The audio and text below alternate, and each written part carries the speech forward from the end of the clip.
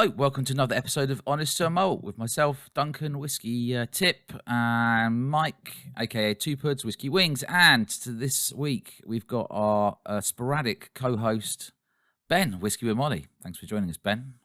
You're welcome. Evening, gents. Yeah, Good we are welcome. evening. Yeah, good evening to you. Thank you.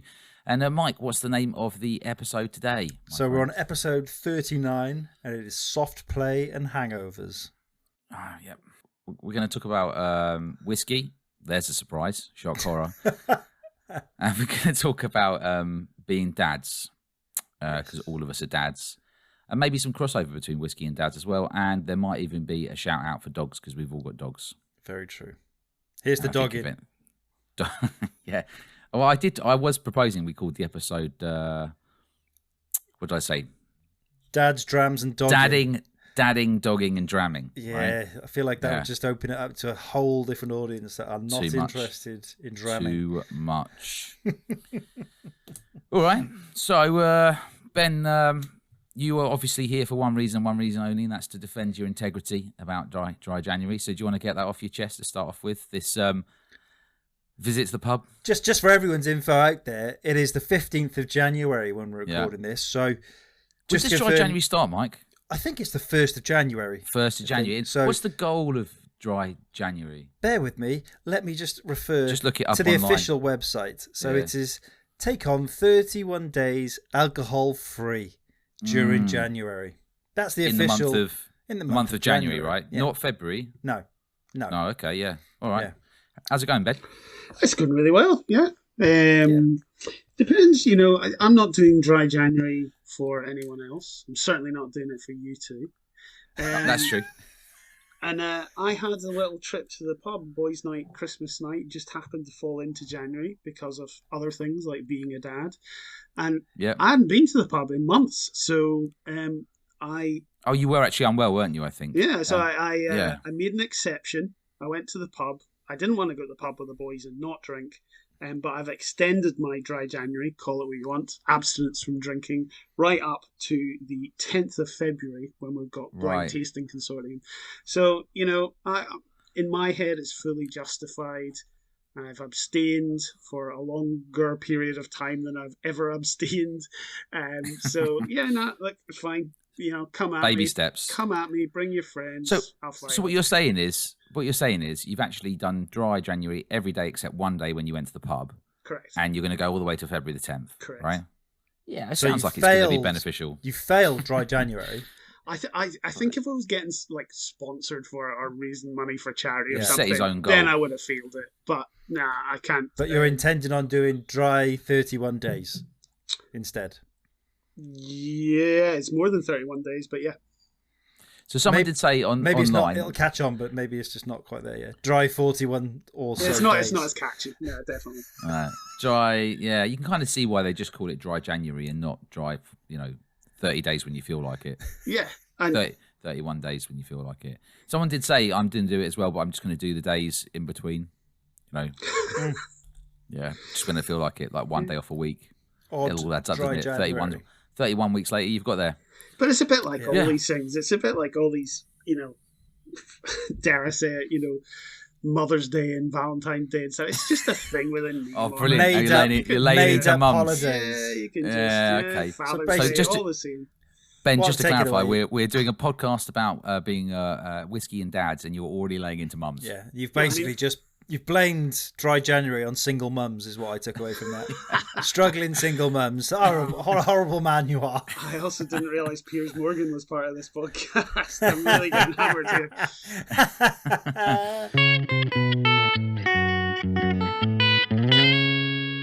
All right, so, let's start with Mike then, seeing as he'll have the most interesting answer. Mike, what's been in your glass? What's in your glass at the moment? Well, what's been up your ass? Happy January, both of you. Firstly, that new holiday continues, and I was happy to see that now people around the globe using the hashtag and posting various bottles. I say globe, it's got to one person in France has used it. So I was more than happy. Right, yeah. One fella in France. I've had lots, lady. Oh, how dare you? Look at that. Duncan. How unfashionable of you. I thought you were talking about Calderak again. No. But you're obviously talking about somebody else. I am indeed. Okay. Sorry for that. That's all right. Yes, we've had many, many drams in my glass this week. I think my favourite has to be the Douglas Lang Provenance Leche 9-year-old. 46%, single cask, just watered down. From 2010, bottled in 20, but the months are out of date, so it's not quite 10 years old. Right. I picked it up in a sale somewhere. I think it was like low 30 quid. Absolute bargain. Stunning dram. That has been in my glass along with many, many things. And just to help you out, I'm drinking the Ardnamurkin this evening. One of the AD Ventures Club personalised bottle there. Lovely colour. PT. Looks a bit like tea, if you would. A black tea. So what's in your glass, Duncan? I'm drinking a variety of 0.0 stuff this evening. I thought, I mean, generally I've just been having water. But yeah, I've got a Captain Morgan Spiced Gold 0.0. Oh my God, what is that like? I haven't Have you tried it yet. straight? No, I'm about to do that. I will do that on the pod. I've got it in the glass. I've got Gordon's alcohol-free gin. Rubbish. Well, I've put it with some sort of mixer, actually, some fancy mixer. Has it got loads of sugar in it? Lemon and elder. Well, probably. I don't know. And I've got a can of 0.0 Guinness, so I've gone full on 0.0. So you're cutting out the booze, but keeping up the carbs. It's good to see. I like that. Well, I haven't. I mean, I've been very healthy. I just thought, seeing as it's a pod generally about drinking, I actually, what occurred to me was, I'll give that Captain Morgan's a crack because I haven't tried that at all. And then I thought, oh, whilst I'm doing it, I might as well pour one of those gins and have a Guinness. And have a Guinness. Yeah. It's the natural. It's what you would have done if you were drinking alcohol. I thought it would. Give me a run. While I'm here, I'll have a gin and tonic. I thought throw a Guinness in the glass. Tune in next week for a rundown on herbal teas. I am genuinely quite interested to see what that Captain Morgan's like because I saw that the other day and I went, that could be good because it's one of those flavours they could recreate. It's come out of the fridge. It's come out of the fridge. So I'm letting it warm up a bit. I need to give it a chance. If I'm trying it out of the fridge, it's going to be even less. Yeah. Going on. Yeah. Are you both into your 0% stuff? Not really. No. I've had what's been decent. Guinness, I don't mind if I was out or if I was driving and I sort of felt the need to fit in socially. I'd have a Guinness 0% happily. Tastes similar, without obviously the viscosity of a real Guinness. Is it okay to say that it tastes like a shit Guinness at a pub? I think so. Is it okay to say that? It's like a bad Guinness. Yeah. But that's still Guinness. Yes. Right? Yeah. It's still better than a lot of like craft stouts or crap stouts, as it were. What else is decent? 0% Tanqueray gin is absolutely lovely. Really good. That's I've had that. highly That's recommended. That's better just than as Gordon's. decent as Shawcross as well is quite good. I haven't tried that. There's 0.0 stuff. But yeah. It's Jim. Why are you not into your 0%ers, Ben? No, if I'm driving or something like that, I just I won't bother with 0% stuff. That's I'll just have a Diet Coke or a water or something like that. I'm not really into it. Although having said that, I'm giving it a bit short shrift because I haven't. Like I probably tried them when they were first coming out, and they were all absolutely rubbish. I remember all the beers tasted like some weird banana concoction. Yeah. Like really off. But yeah, I think Guinness is 0% is the closest thing to the genuine drink that I've tried. I was going to say the other thing that gets me is quite often they're the same price as the real thing, which just gives you a double kicking. That's them kicking you when you're down, isn't it? Yeah. You're in dry January, you're already miserable, and then it's £3.50 for a bottle of 0.0 lager from a pub, or whatever, or £4, and you're like £4. I always remember the Guinness Zero because that came out years ago on advertising, and it was water, and it was during the Six Nations when they couldn't advertise alcohol, so they had Guinness Zero, and it was just a pint of like clear pint, and I was like, that is absolute genius. Very clever. Obviously they've followed through with it now, but yeah. So, before I forget, so I was in Sweden over the weekend. Goody. Did you catch any fish? On a plane? No, Swedish fish. On a train? On an automobile? We're going through at a corporate event? No, I didn't. No, I didn't catch any. No fish. Swedish fish. No Swedish. I don't know if that's an analogy or you actually mean did I literally catch fish. But either way, I'm going to say no. So Anyway, at this event, everyone was boozing. So that was the biggest dry January test ever. There were thousands of people at a big event and all on the sauce. Yeah, but you could have one day off, remember? Touché. The setup was beautiful there. Did I even go to an event? I did, yeah. Anyway, I tried Kirin 0.0 lager, and I want to shout that out because a lot of the 0% lagers are pretty terrible. There's a couple that are good, literally just a couple. But the Kirin 0.0, very good. I mean, really, really good. I don't know if it's because I hadn't had a beer in a couple of weeks, but it actually tasted, towards a crisp lager. So shout out to the Japanese folk making that. I don't think a lager brand's going to sponsor Honest to a Malt, Duncan. You can give, back on the Tamdu bandwagon. Come on. Hang on, Tamdu are currently doing a poetry competition, so this is my chance to get under their noses. Okay.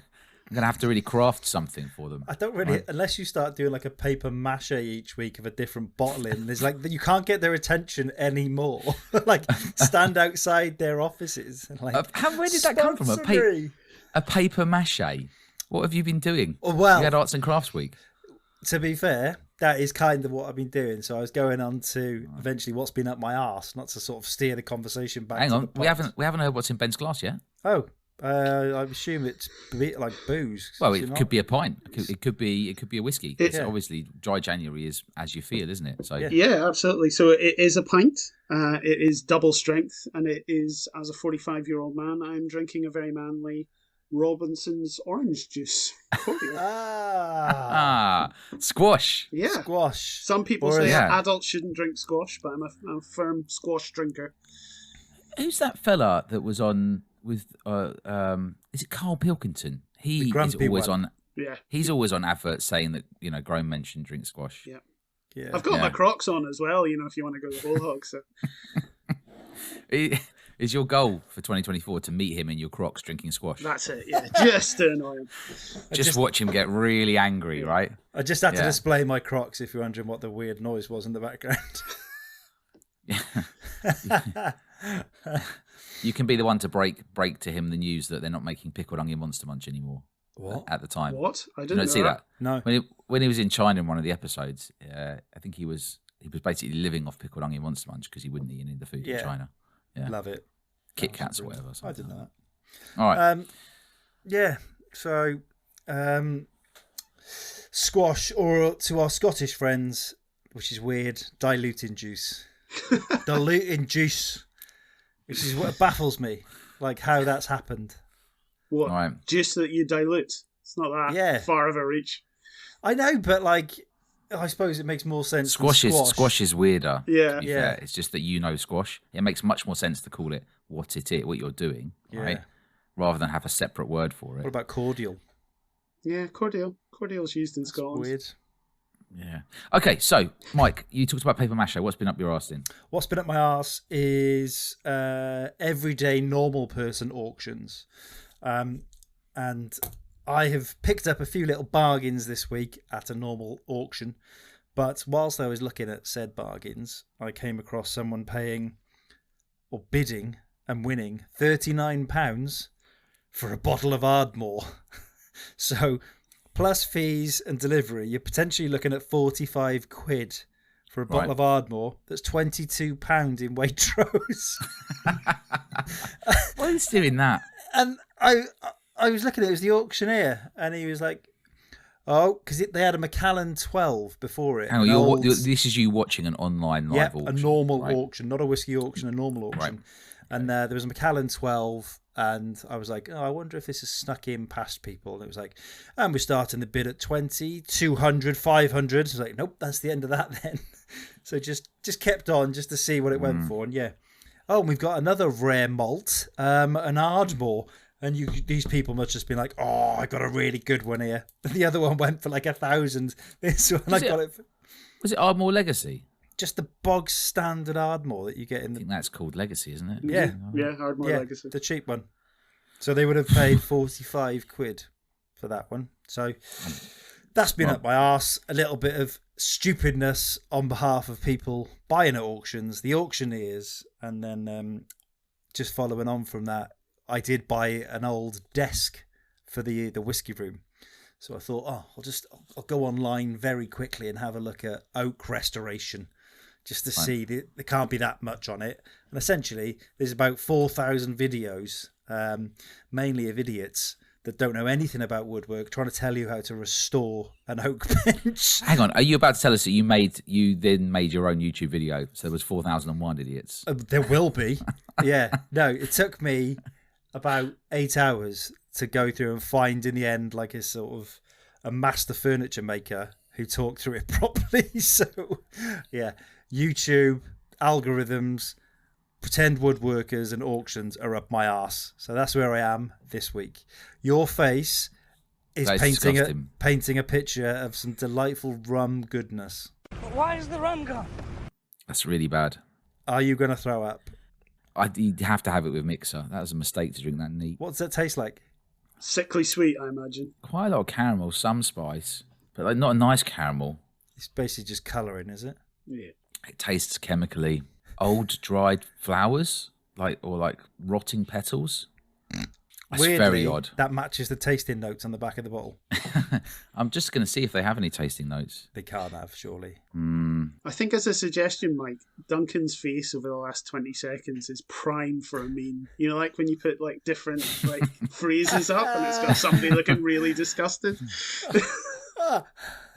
Yeah. Oh, it really hangs around in your mouth. It's not too dissimilar to, when you give a baby lemon juice for the first time. I don't know. That's kind of the vibe Duncan's going with at the moment. It's like I'm going to try it again though because it's horrific, but in a sort of interesting way.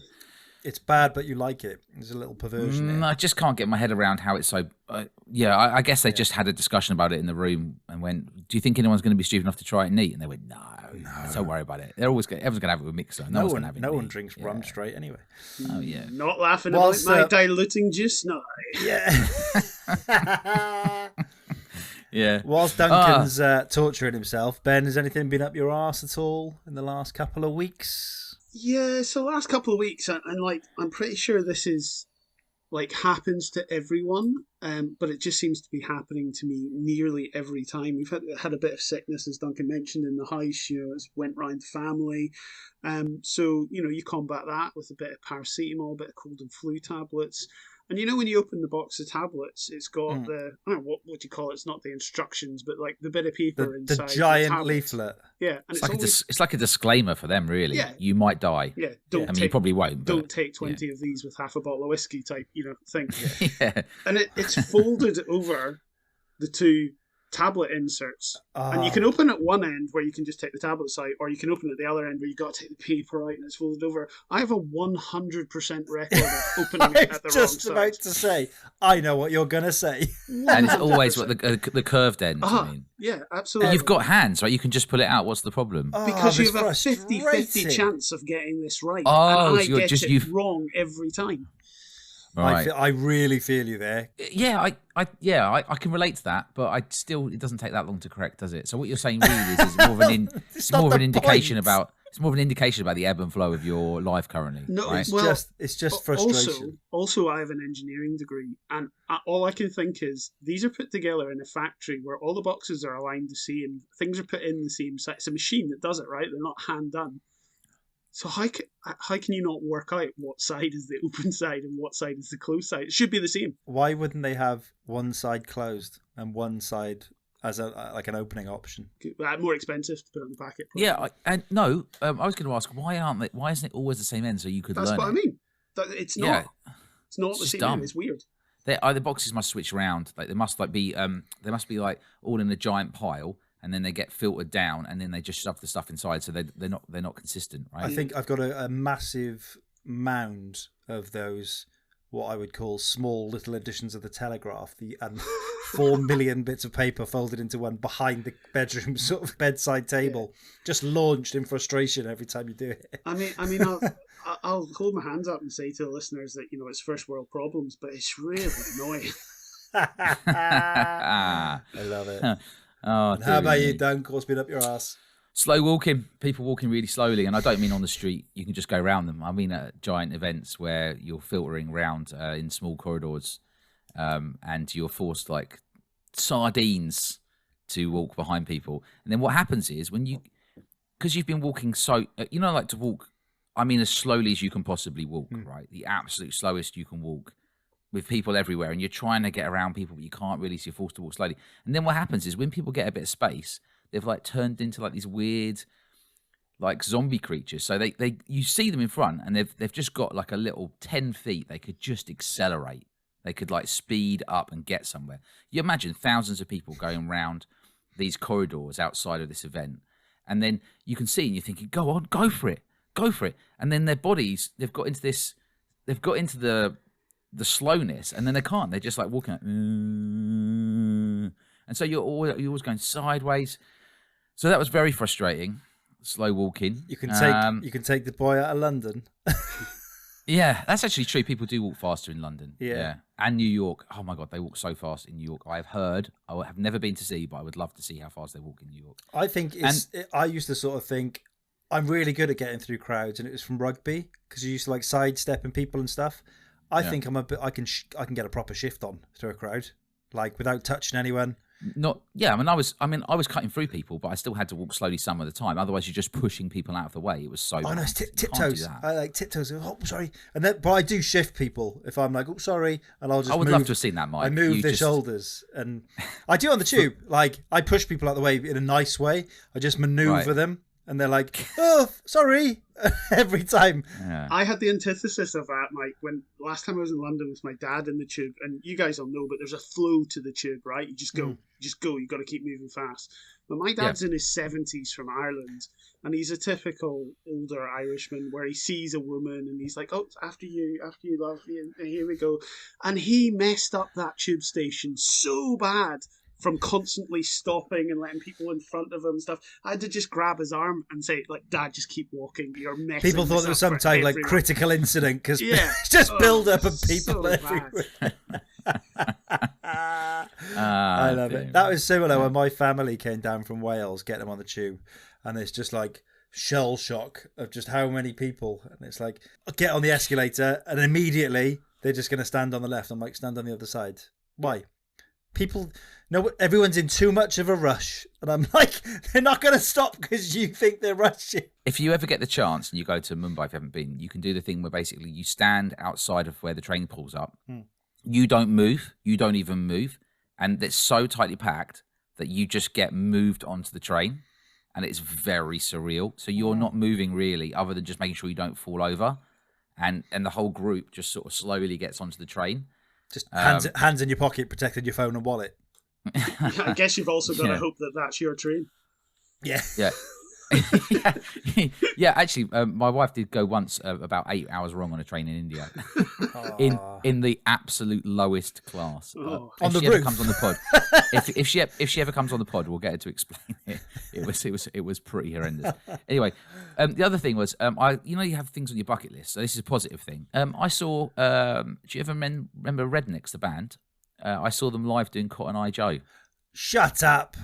Serious. That's massive. That's huge. And it was huge, and they must have played it about 5 times in their set. Well, obviously they got no other. What other songs do they have? And up next we've got "With them beef cut now, Joe." All right, I haven't heard this one for 2 minutes. It's like the Family Guy Star Wars with the Cantina Band. What song would you like? Play that same song again. Yeah, it was a bit like that. It was like peaks and troughs. So they just came back to it like every 3 to 4 songs and played it again. Everyone just went mental again for like about an hour or whatever. I bet you, as the night went on and people were getting absolutely smashed, they were reacting like it's the first time they'd heard it all over again. Each time. I mean, this was a Scandinavian party, so Swedish and Norwegian people. They were just going absolutely because they're a Scandinavian. I think they're half some Swedish, some Norwegian. Anyway, they were just going bonkers. Really? Yeah, they were going absolutely bonkers, and everyone's dressed as cowboys. Just so like imagine like 3,000 people dressed as cowboys dancing to Cotton Eye Joe. What were you wearing? Well, I was wearing a cowboy hat, obviously. Otherwise, I wouldn't have fit in, would I? Dungarees, no shirt on under the dungarees. Chaps, topless. Yeah. He was there in normal clothes, but chaps, cowboy, topless. if you catch my drift. Yeah. And a see-through hat. Just the bells were swinging. Yeah. So, whiskey thing that's been up my arse, and this is Mike's fault. because Mike makes these embargoes so competitive, I now feel like I must at least give it a crack. And I had a watch list on Scottish Whisky Auctions, and I was on the plane coming back, and I was like, oh, just have a look at how it's going. Bargains to be had everywhere. Can't buy anything. I would have probably bought, I'm not going to exaggerate, on a normal month, I would have bought 4 or 5 bottles. Nice. And you bought zero. Did you check the finishing price though? Because they all jumped. I thought quite a lot of it. They jumped a bit, but all the ones I mean, I'm not saying every single bottle was a bargain, but there was still some that were too high, in my opinion. But there was some that I would have bought. Did you have your eye on that Glen Talker 6-year-old? No. Ooh. Should I have? No, I just, because I bid on, I think my top bid was like 40 quid, and I think it only went for 45, and I was like, I bet that's Duncan that's bought that. No, I didn't buy anything. That's what happens. You get outbid, you're like, Duncan. Yeah. Duncan. Someone's outbid me on Talkers. It's got to be Duncan. Yeah. If it's like a Ben Nevis and I get outbid, I'm always like, PS whiskey. Yeah. You're probably just driving each other's prices up by like 30 quid. I know, really, we should just have a group and people should just message each other and say, come on, is anyone bidding time. on this? Because I'm trying to. All right, yeah, you can have this one. That's not a bad idea, actually. That might be the way to bring down the auction houses. Open bidding. I'm just going to open my phone up now and have a look to see what I thought was a bargain. Yeah, I've got mine open now.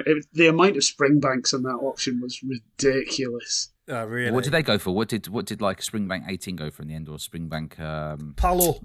Local barleys have come all the way down to about 200 quid, haven't they? 2011 local barley went for 220. I saw bourbons, like a few Tennessee ones. There was a Tennessee 19-year-old that went for 70 quid. And I would have picked that up for 70 or 75 in the usual other auction. So I was a bit gutted about that. Would have loved that.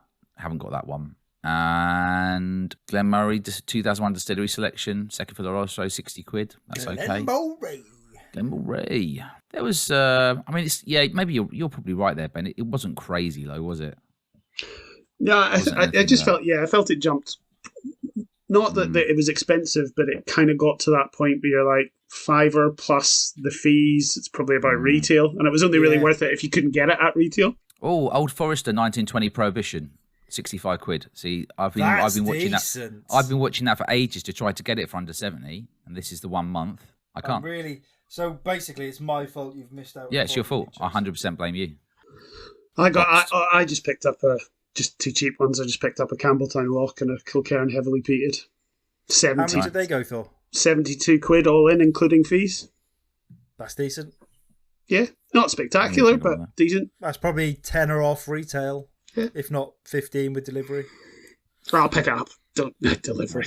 Oh yeah, I'm saying it would have been 15 quid if it was delivery from a shop or something. But yeah, that's fair enough. Before we get on to talking about being dads, I just I listen to other whiskey podcasts, so I wanted to do a little shout out. So on the plane journey, I was like, I listened to something I haven't listened to before. So I had I trawled down the listings, and I found a little gem. This is a big recommendation from me. Yeah. So I found a little gem called the Whiskey Brothers podcast. Yeah. A couple of Aussies. So I want to give them a bloody shout out. Hey? That sounds bloody great. Sounds bloody great, mate. So they do actually sound exactly like that. So last episode was May 2023, so don't expect any really current content, although I think they have a YouTube, but I don't really go on YouTube. You should. So they did an episode in May 2020.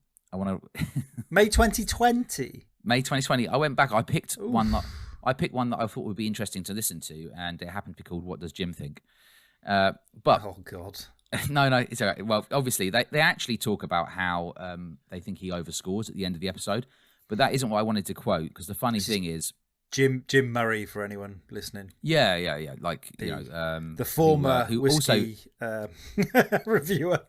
Yeah, but I mean, obviously, who was also highlighted for his misuse of language in his writing by Becky Paskin in 2020 as well. But that isn't what this is about. It's more their use of language, as in it's very funny. So to quote, I had to write some of it down. So one of them says, so I don't know if they're joking or if they're being serious. So I sort of suggest you listen to it and figure it out for yourself. If you can see the legs, if you're listening in, and then a short time after, someone says, "Let's get the nostrils dancing," And someone says, play around with your nostrils. My right nostril is not doing anything.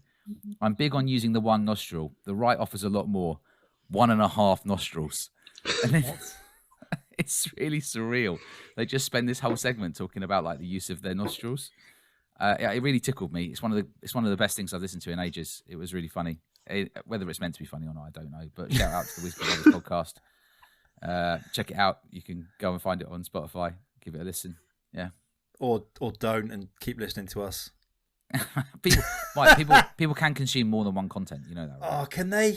Can they? I don't even listen to this. I don't listen to this back. I don't listen to anything. Did you see the thing doing the rounds on? It wasn't social media. It was a WhatsApp doing the rounds about the American wine connoisseur that reviewed Buckfast, not realizing what Buckfast was. No. Would you like me to read some of it? Yeah, Go for it. Yeah. Okay.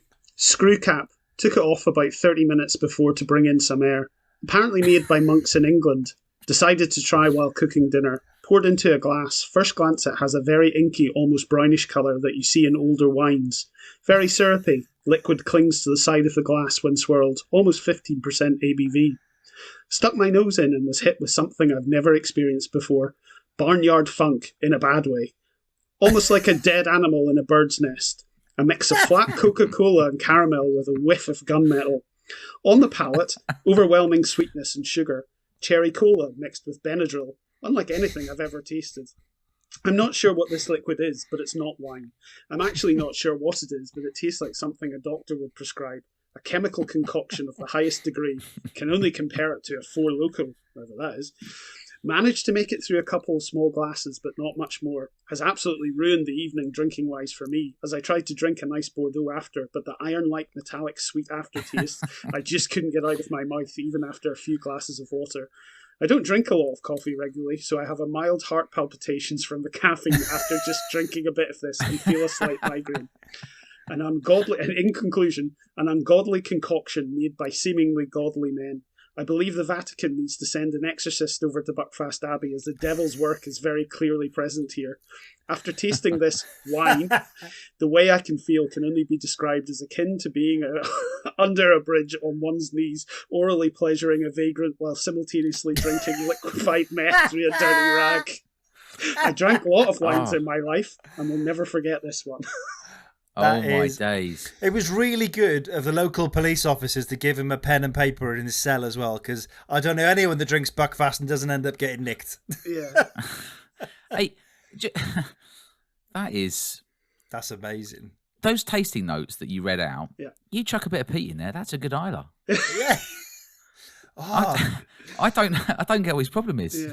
Do you know honestly, you peat that up, that would be a banging. That's that would be a banging PX whiskey, isn't it? Yeah. Saying that though, I remember getting. I can't remember if it was Master and Malt or Whiskey Exchange that did the special edition Buckfast one, and it was an April Fool's whiskey, and I was like, I'm going to buy it because that's clearly a joke, and it's going to be something special. Like it's going to be, I don't know. I thought it was going to be an indie Glenmorangie or something because of the way they were saying about orange and all this stuff. No, it was finished. It was in Buck cask, and it was disgusting. I was like, that is awful. So I shipped that whole bottle straight up to Alistair Spirit and Wood. Have it, mate. Right. Not interested. Yeah. All yours. Straight to a Scottish person because they appreciate the Buckfast clearly a lot more than a Welsh palate does. Scottish mouths must just be made stronger. Iron brew, Buckfast, just all things that should really just be everything heavily fried. Your mouth should never recover from, really. And if you don't like it, just batter it and deep fry it. Makes everything better. Yeah. Do you remember Mountain Dew as well? Yeah. Oh, I'd love to do a test. We once built Mountain Dew on the worktop at home. Yeah. You know, like those, not like an expensive worktop. You know, the ones that are like lamp. Formica. Whatever it is, I don't know. But anyway, that Mountain Dew, if you even left it on for like a few minutes, it's permanently stained. I mean, like you'd never get rid of it. And I'd like to see that done side by side with Iron Brew to see which one's more dangerous. What you need, mate, is a bit of oxalic acid. Just mix it with 1 part to 10 parts water. Just leave it on for half an hour. Then a bit of soda crystals in water. After about half an hour, and that'll come straight out, mate. Beautiful. There you go, tip, Mike. That's your tip. I'll remember that next time. It's a new feature on Honesty and Malt. What Mike's weekly furniture tip? No, Whiskey. It's all just one big. It's all just one big setup for Mike to springboard onto his furniture and my cleaning channel. Upcycled hipster furniture coming soon to Broadway Market. A £20 desk, which I'm going to charge £600 to someone in a check shirt with a big beard. Ironically.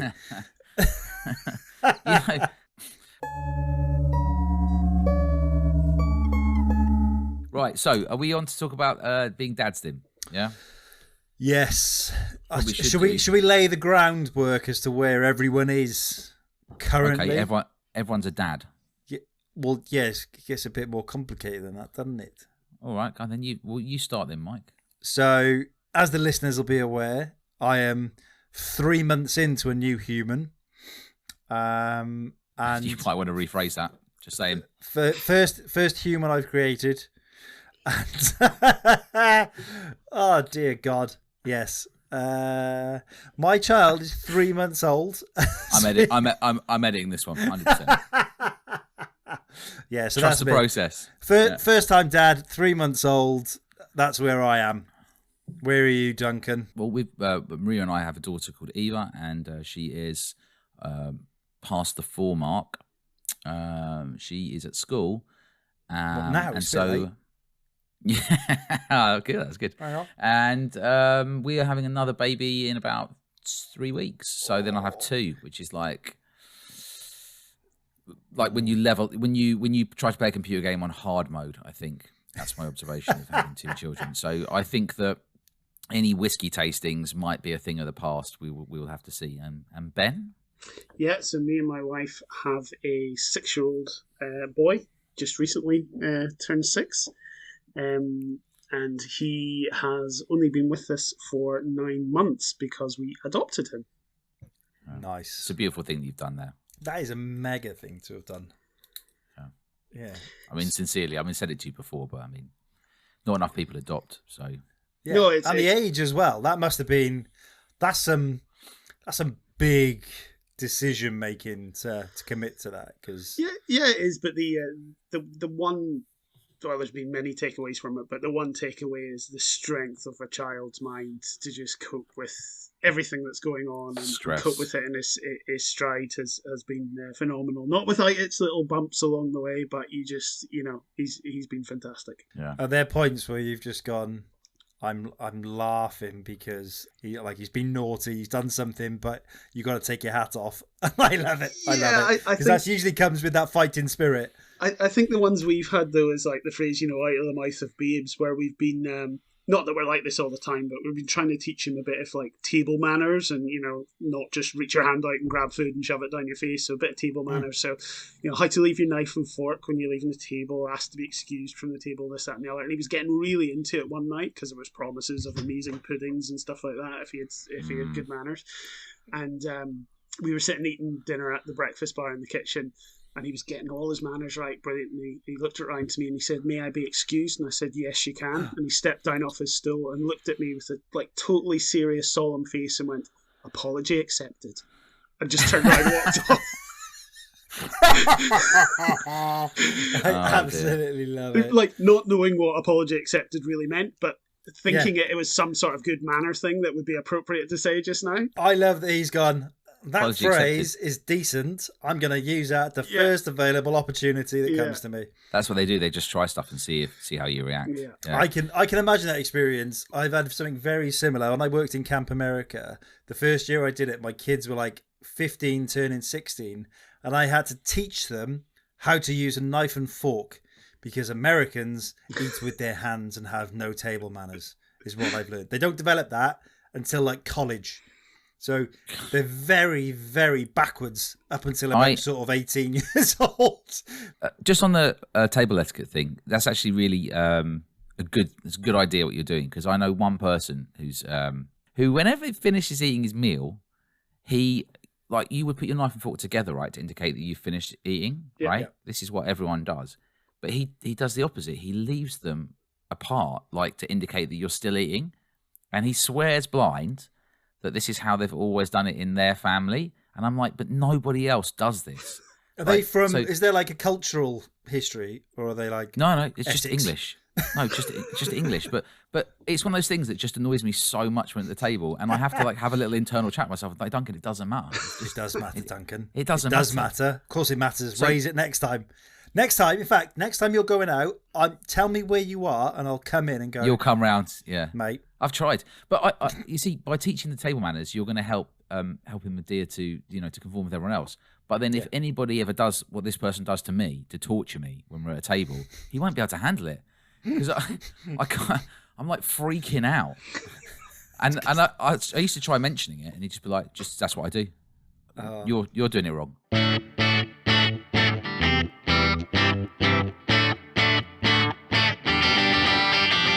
So, like, I was trying to think of stuff like, obviously it's a joy to have kids, greatest joy.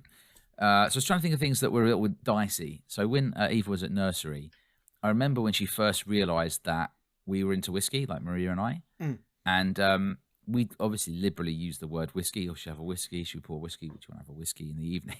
Because we both drink whiskey, right? And so Eva cottoned onto this, and then we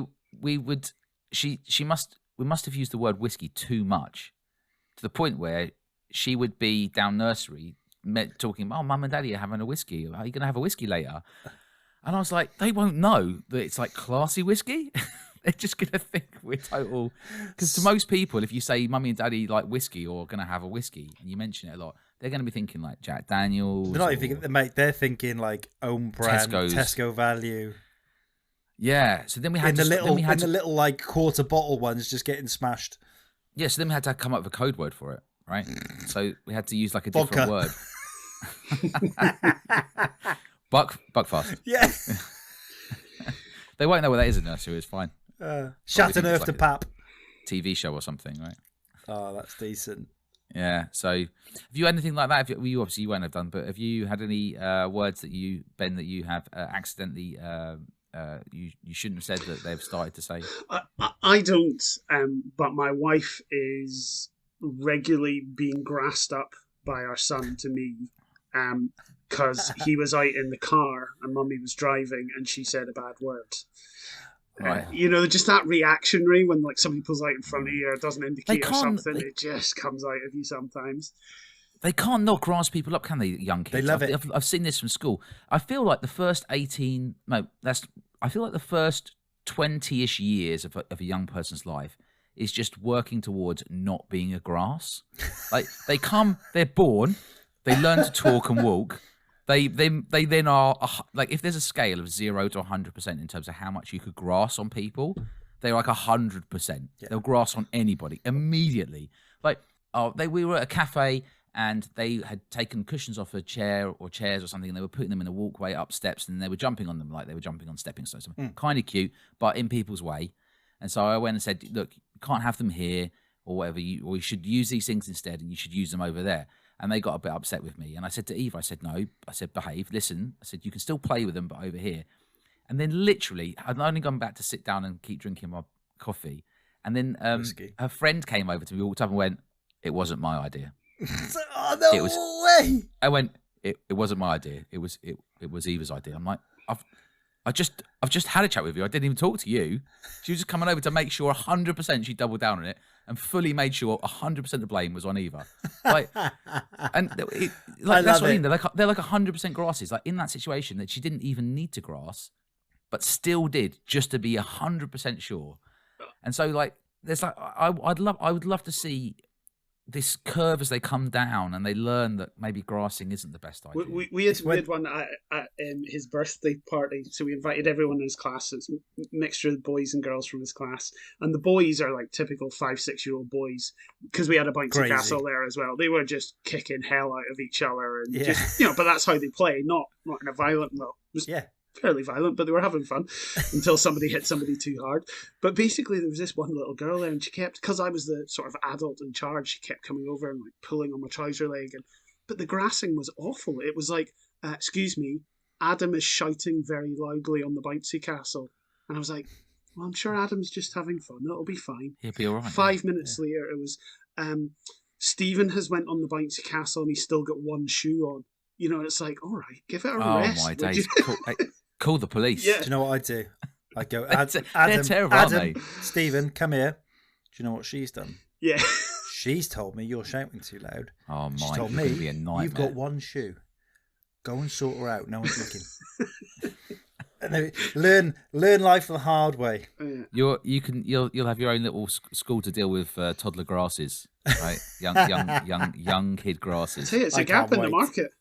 It is a gap in the market, yeah. So you mentioned Softplay, I think. Was that what you were talking about, Ben? Yeah, I mean, like he loves a bit of rough and tumble, bit of soft play, and I always, we tend to do like blind tasting on a Saturday night and stuff. Yeah. So I get my pass to go and sit in the other room and do that and stay up to whatever o'clock in the morning drinking whiskey. Probably get a little bit too loud on the microphone, annoy the rest of the household. Never, Ben. Never. Till you fall asleep.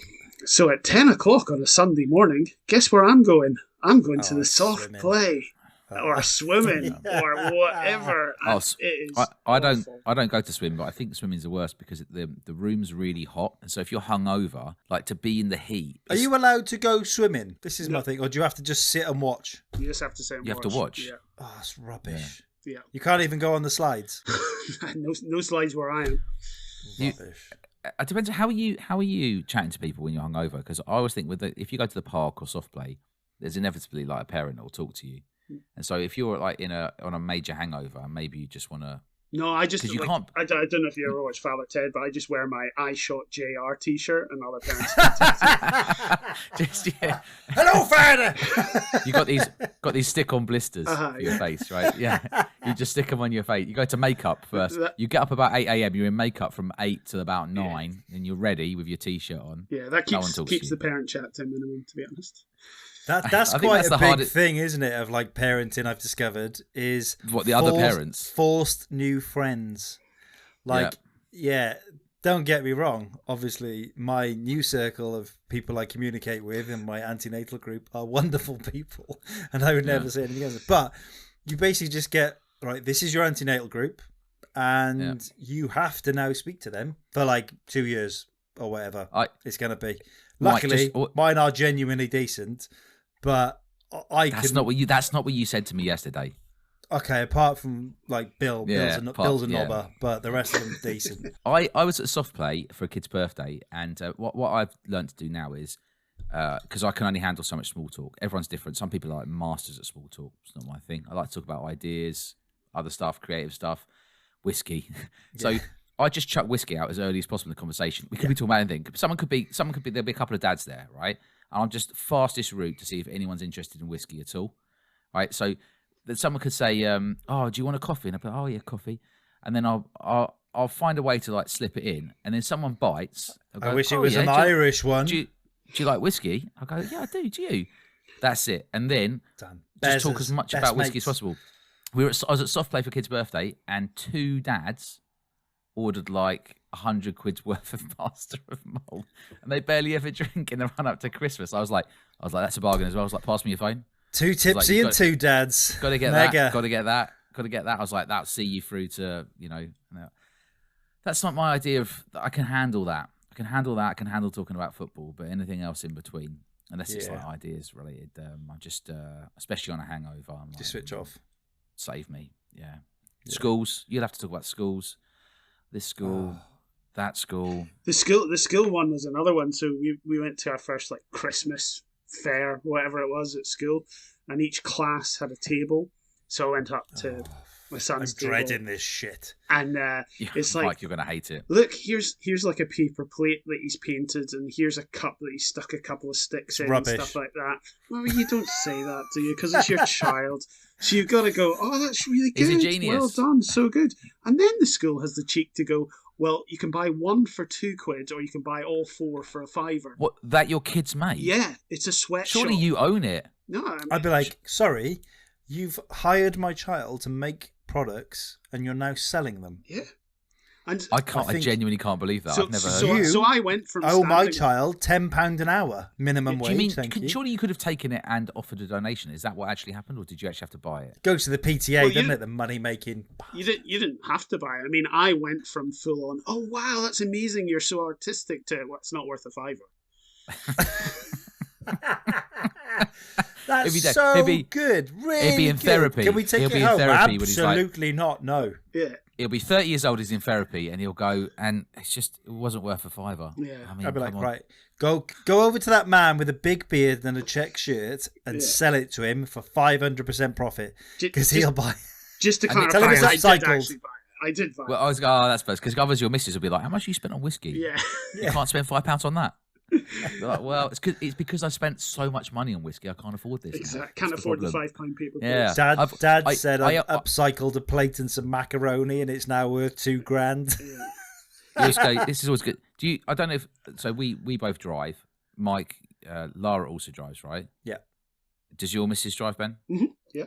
So best one is you're getting in the car going badly by the sounds of the grass you live with, and you say. Would you do you mind driving? And as soon as you sat down the car, you say, just as they're starting to drive and they've pulled out, you go, I just need to order some whiskey.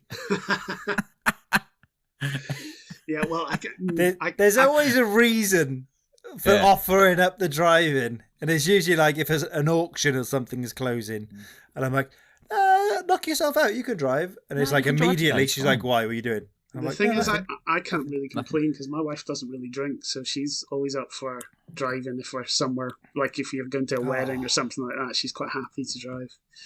Taxi. No, we are like rock, paper, scissors. Like, The best way to do it, Mike, is share it 50-50. You drive there and she drives back. It's only fair.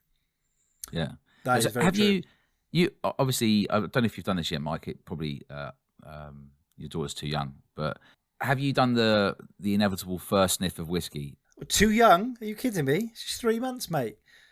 Right. She's been sampling different drams for ages, like on the nose, on the gums, and I'll make like the little smelling like action. I go, and then just put one under there for a second, little eyelid. And she's like, she shakes her head, and it's like, oh, okay. And give her again, and she'll giggle. I'm like, yes, you've already got it. I'm going to train you up to work at a distillery. I want free whiskey for the rest of my life.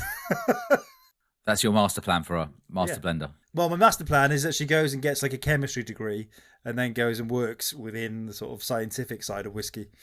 That's the plan. Or a rocket scientist.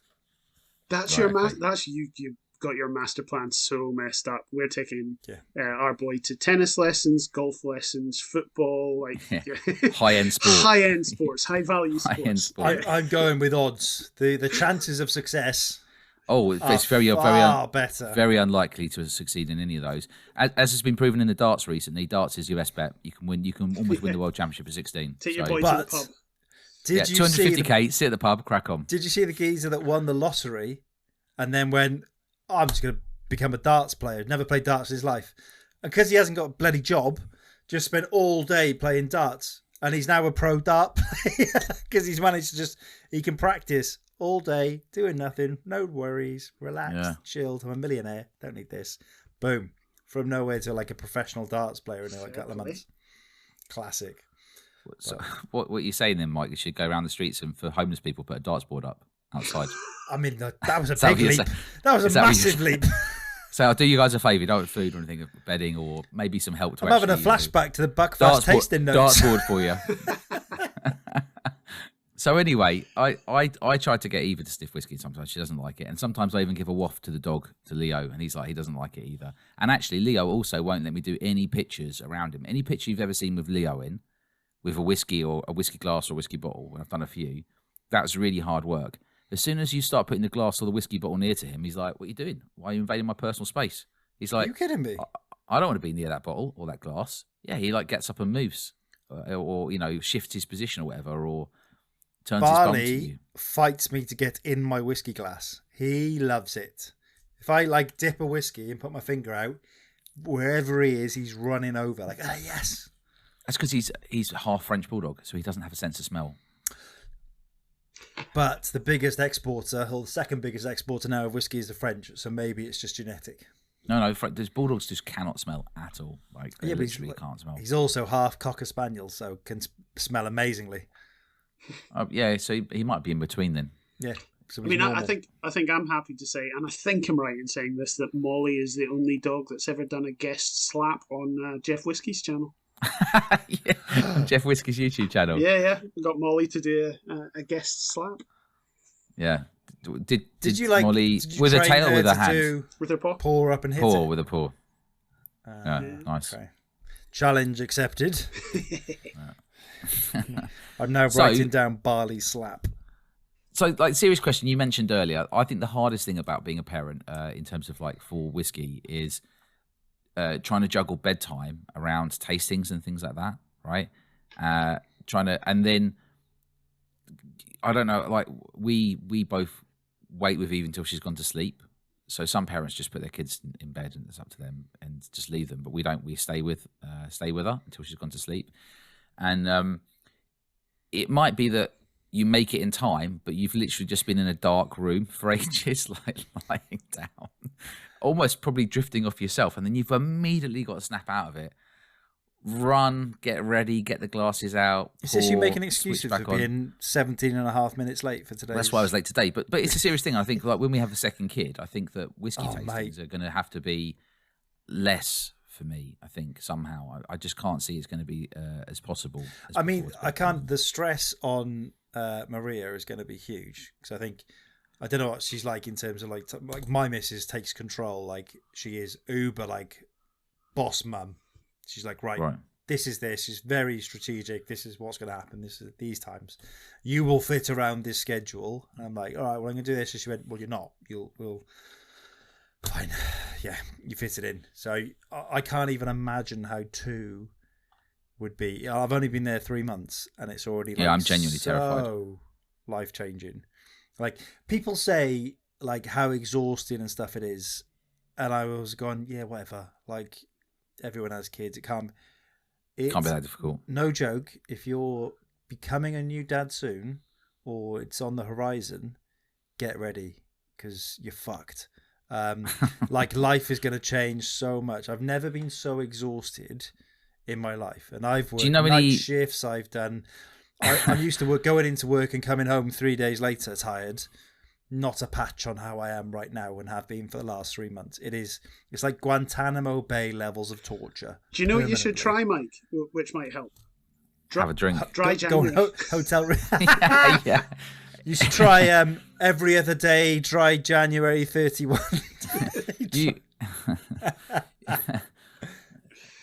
Yeah, it is difficult for sure. I know some people. Well, I don't know about you two. You must know some people who are similar age who don't have kids. Yeah. Yeah. But that was me. I'm an old new dad. If you ever because you get up. I don't know what time we get up, about sort of 7:30 latest. Really, that's like latest. Some people have to get up at like 6 for their kids. But those people that don't have kids, they really rub it in. Basically, you're like be speaking to them. They're like, "Oh, I'm not out of bed yet." What do you mean you're out of bed? It's like 10 a.m. They're like, "I'm just staying in bed, just hanging out, having a cup of tea." I'm like, "You're missing out on life." They're like, "No, this is what I want to do. I'm in bed." I said to Lara had to go to London the other day for work, so it was like daddy daycare from 6 a.m. And by 9:30, I'd done all the dishes, like 2 loads in the dishwasher. I'd done a load of laundry. I'd hoovered. A medal. But I was going, how? I've got so much done. And I was expecting it to be about 3:30, and it was 9:30. And I was like, what am I going to do for the rest of the day now? Like, it's mad how early. The thing is, Mike, I'm not saying it gets better, but it changes. Because as they get older, they get less reliant on you. You know, they can play by themselves. You don't have to give them 100% attention. But then the mental torture starts. Then it's the questions. Oh, I thought this was the mental torture. Oh, no. It's the questions. Just talking continuously. Constantly talking. Constant talking. You know, like, don't stick your hand in the fire. Why? What would happen if I stuck my hand in the fire? Try it and find out. Yeah, Try it. You know, it's constant, the talking. Yeah. Yeah, that's what I'm worried about with regards to the also with regards to the whiskey tasting and stuff. You know, they'll become more and more aware. You know, of and yes, Eva just continuously talks the whole time. Like and actually, one thing she does is this is one thing that happens a lot. So if she's saying something and I'm trying to give an instruction, or you know, we have to do this now, or come on, Eva, we need to do this now. If you interrupt her in whatever she's saying, she then gets really upset because then she says she can't remember what it was she wanted to say. Oh, and I'm like, yeah, no, but you have to. What? And so I'm trying to get her to understand that even though we obviously will listen to her. Sometimes when we're talking about something which we need to communicate, she has to understand that we have to communicate. We're about to do now.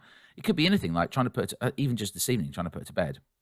And I think I had to go, and I was trying to say something. She's like, "You've made me forget what I was going to say." And I'm like,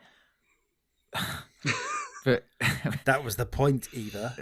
Well, it wasn't quite the point, but I think and it's difficult because then she gets upset. You don't want to get upset, and you want her to feel listened to, but at the same time, you can't always 100% say, "No, you just keep going." Just keep talking. My theory about being a dad as well, like, I don't know if it's changed a lot from if I think of my dad when I was growing up. I don't really think I spoke to my dad until I was about sort of 16.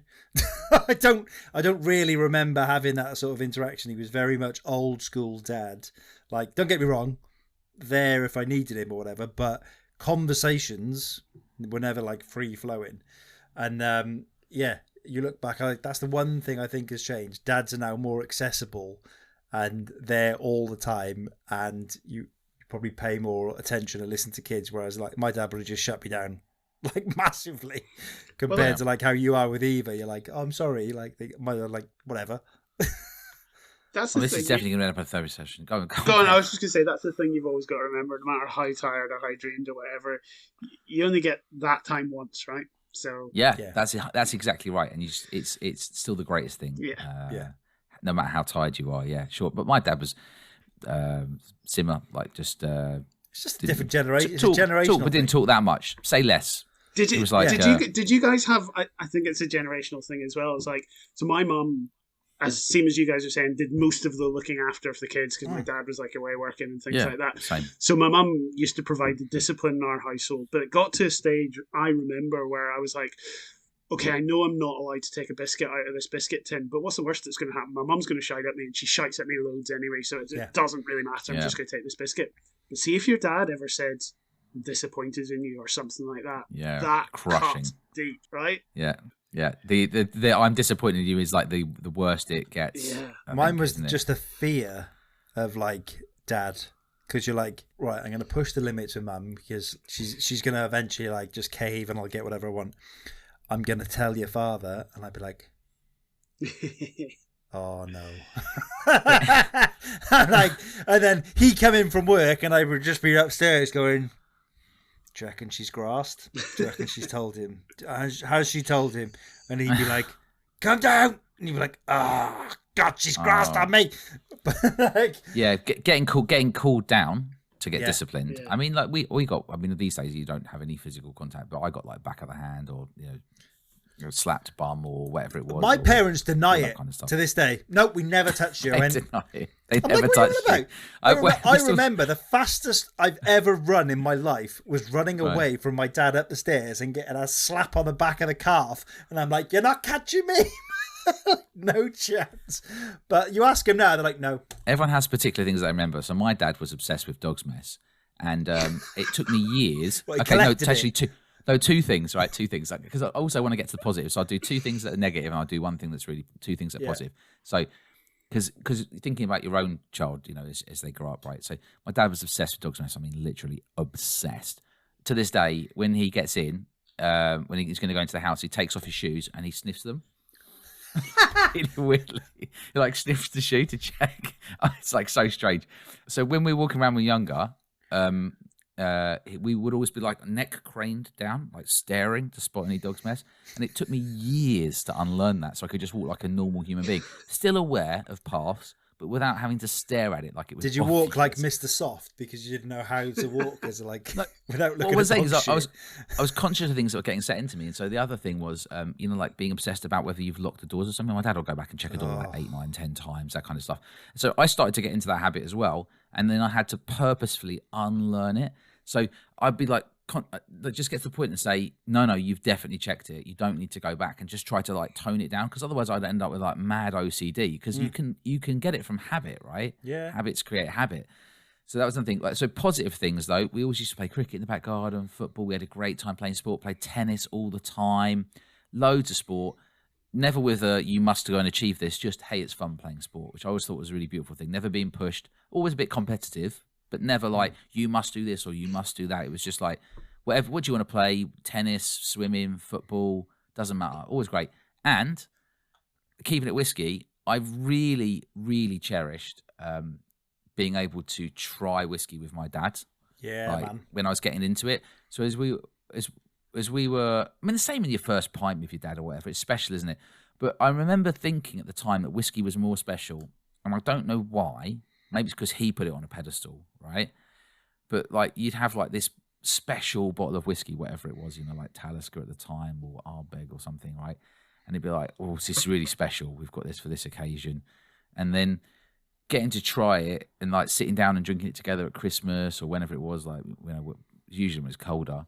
Like I remember that, and I'm really looking forwards to being able to do that with Eva and a yet to be named child. Do you know that it's really interesting to say little Michael Michelle.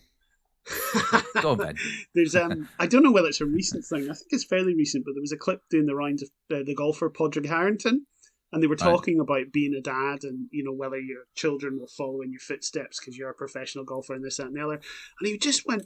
He didn't go off on one. That's the wrong phrase, but he went into this monologue about, look, take your kid swimming, playing golf, football training, whatever it is you do, but then go and take them for a wee tray bake or a bit of cake or something afterwards, because actually when your child's that age, it's actually not the golf or the football or the swimming or whatever. It's that just bit of time they'll always remember with their mum or their dad, where they got that time together, that 20 minutes after swimming where you went and got a little treat and sat down. It was just the two of you for 20 minutes.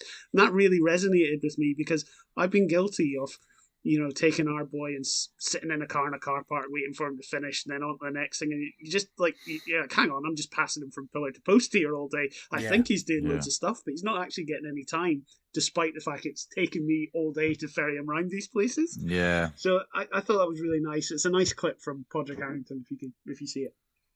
When you're finished, take 10 minutes to spend with your son or daughter. Go and have a Pepsi in the bar, wherever it is, and sit there, have an ice cream and spend 10-15 minutes, because if they have that 15 minutes alone time with you, just you and them, for the rest of their life, every time they play golf, they remember the 15 minutes they had with their father or mother. I was going to raise earlier, but I got distracted. Music in the car. Right. So Ben's reacted with Yeah, so I got asked. Duncan, you've been quite chilled with your response.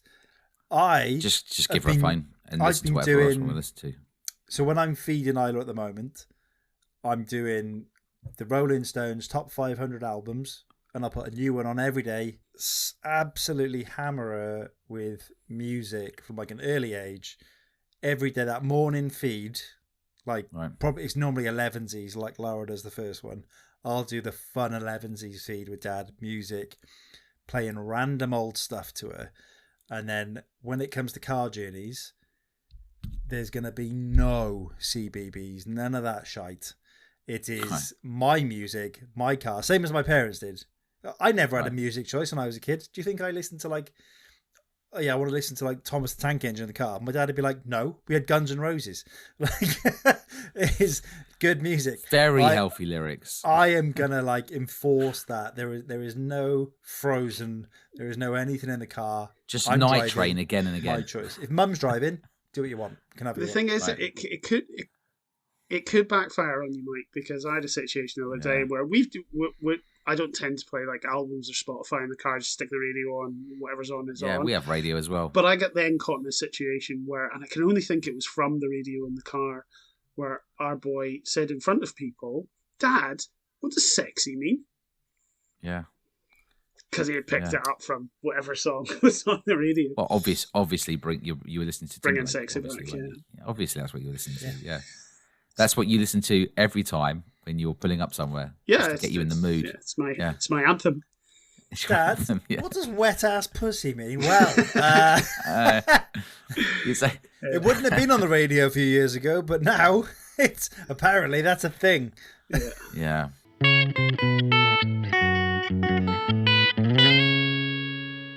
So do you two have, for the old kids lined up, do you have a special bottle that you've bought for them when they were born or anything like that? Have you geeked out or have you not bothered? No. So I think for me, I'm going to keep an eye out Well, not born, but like you could be anything, right? For you, Yeah. Ben, it could be like you've bought a bottle for when they turn 18 or something like that, or I don't know. I look out for date of birth whiskies was my thing, but Isla was born on a weekend, and I rang a few distilleries and said, "Can you let me know what you're filling this weekend?" And most went, "We don't fill on the weekend." And I was like, "Damn it!" So yeah, it's kind of gone backfire on me. But I will try and at least get hold at some point, probably in the next 5 or 6 years, of at least month and year, and then go from there. But yeah, right. I got a Longo 21 when Eva was born. I drunk it. Yeah. I was going to keep it. I just drunk it. So I was going to say I'm not a collector of whiskey, so it doesn't. Yeah, no, it didn't even really cross my mind. I don't know. You got a good collection behind you. Yeah. Yeah. If only. Yeah. So are you gonna? Would you buy a specific bottle at some point? Because I've always earmarked the 18th, and I've always earmarked special occasions. This is my 40th. I'm going to open this one. I'm going to do this. I've got a whiskey for my retirement for when I started my current job. That was bottled in that year, and I will open that on my retirement. But do you not think, and this is, people pan me for this because it's lack of emotion or whatever, but by that, if you have that bottle and you plan to open it on the 18th on their 18th birthday, right? And I get the whole emotional connection to that, but you could probably sell that bottle of whiskey and put a deposit down the house for it.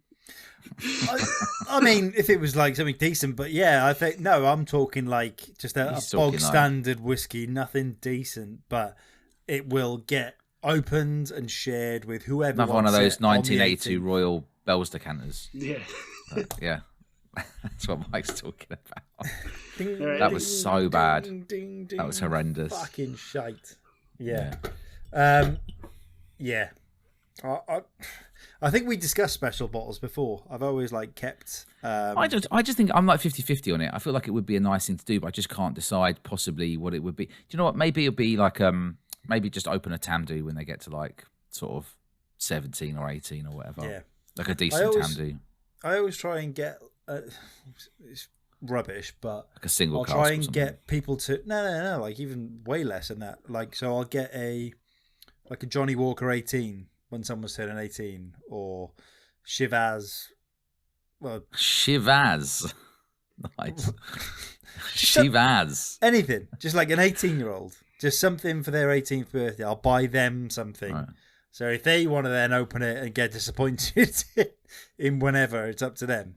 But I think special bottlings for an occasion just need to be opened and mullered rather than this something that's going to be worth money. I have a sneak peek in the cupboard occasionally. And not that you're missing drinking. There's a lot of bottles, and I just kind of look at that and go, it's going to take a while. I mean, 30 days is Bimber kindly sent me that Christmas sample, the one that you got the other day. It took a while to get to me. Saturday, I was like, I guess it'd have to be 2nd of February or something. No, go try it now. I really am sticking to this. Go and try it now, and then buy a bottle of something else. Right. That would just make me happy. If you broke your dry January and bought a bottle, breaking the embargo. It would make you very happy, but it's not going to happen. I am all week. I've had stuck in my head. Remember Calderak in the last episode? He did the Sauterne. So for the whole week I've been going around going Sauterne around Calderak. Every now and then you have a rant. That's all I've been singing to myself all week. I've been desperate to say it. Do you know what I've been doing? And then I sing the whole. And then I sing the whole of the Total Eclipse of the Heart song. Basically, after that, I just changed that little bit to him going Sauterne.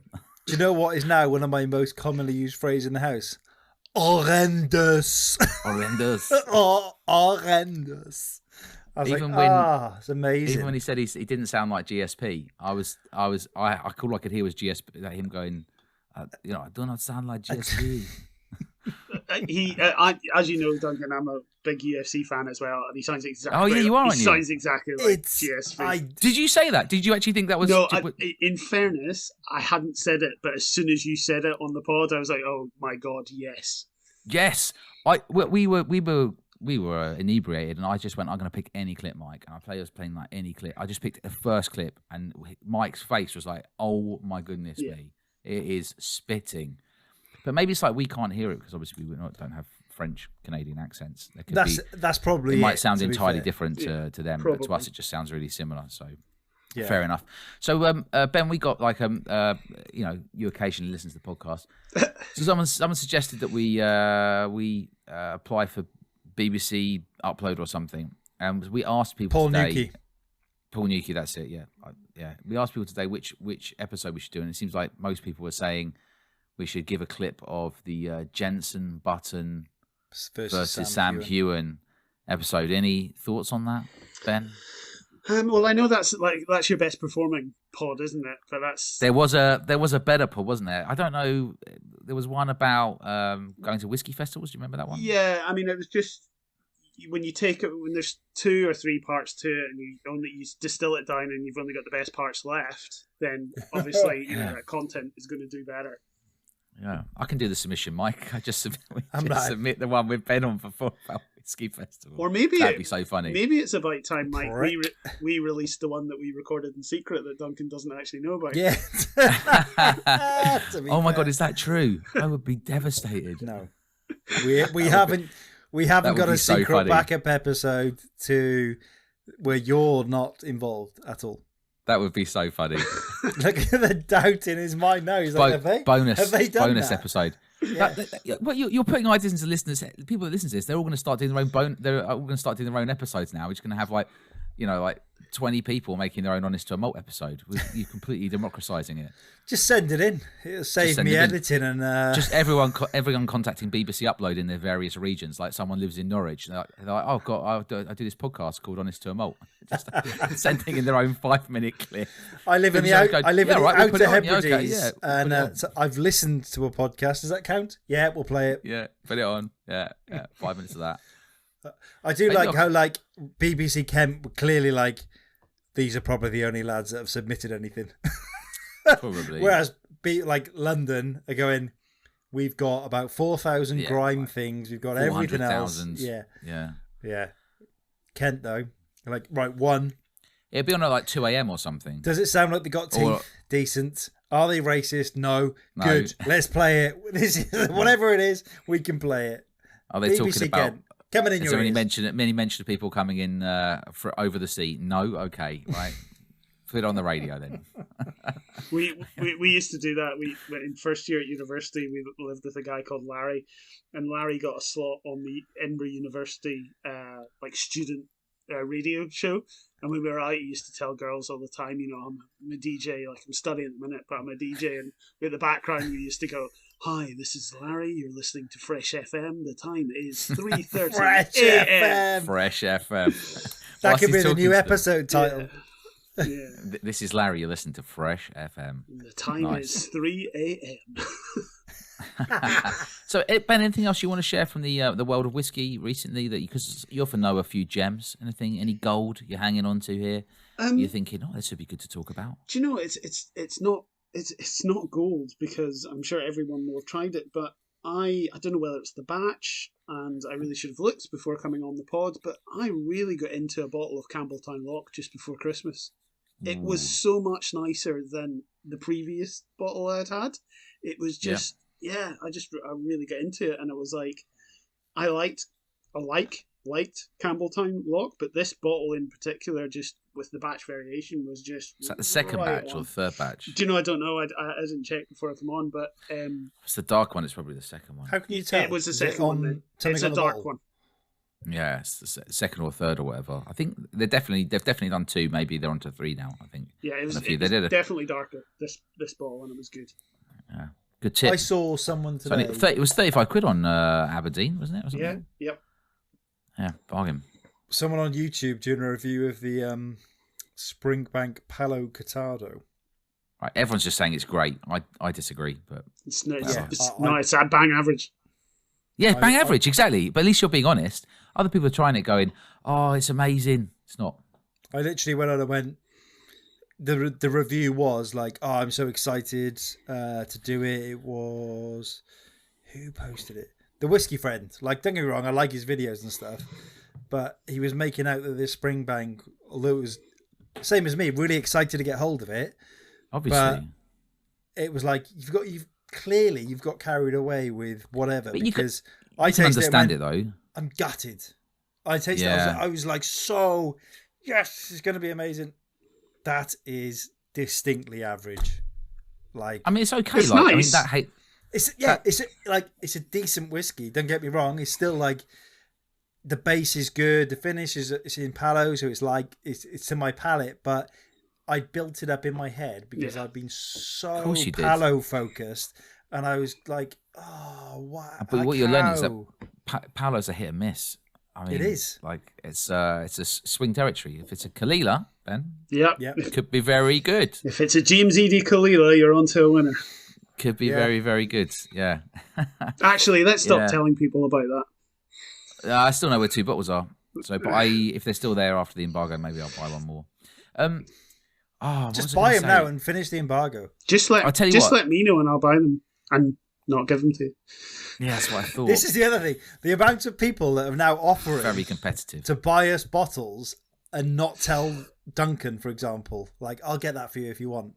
Yeah, I can't remember if I said this before, but a neighbour's said, hey, do you want to give me a recommendation on what to buy? And I'll get one for you and you can have it, later. I was like, I could do that, but that would be cheating. Yeah, I mean, would be cheating. I mean, that's not in the spirit of the game, is it? I mean, that's just, I could just buy a bottle and lie, but that's also not in the spirit of the game. So the actual pain of not being able to shop on auctions or not being able to buy that, Glenkinchie, it's really winding me up. I'm just putting my whole faith in tweet tastings. I think I've done like 3 weeks now without buying a bottle, and for Mike it's probably about 2 months or something ridiculous. Is it 23rd of November? I think it was, or something. So is there any of these whiskey websites that have like Klarna as a payment system, so you can like buy now and pay in 6 months? Does it? That wouldn't count if it gets delivered now. That'd still be cheap. There's no loopholes. There's no loopholes. The issue. But how do you? I mean, I'm not competing versus on day, so it's not like no. Mike stopped. We went January 1st. We're competing. It's like dry January. You could just make up the dates. It doesn't matter how much whiskey Mike has. I cannot get my head around how he's managed to not buy whiskey since the 23rd of November. I mean, what's the longest you've gone, Ben, without buying a bottle? Recently?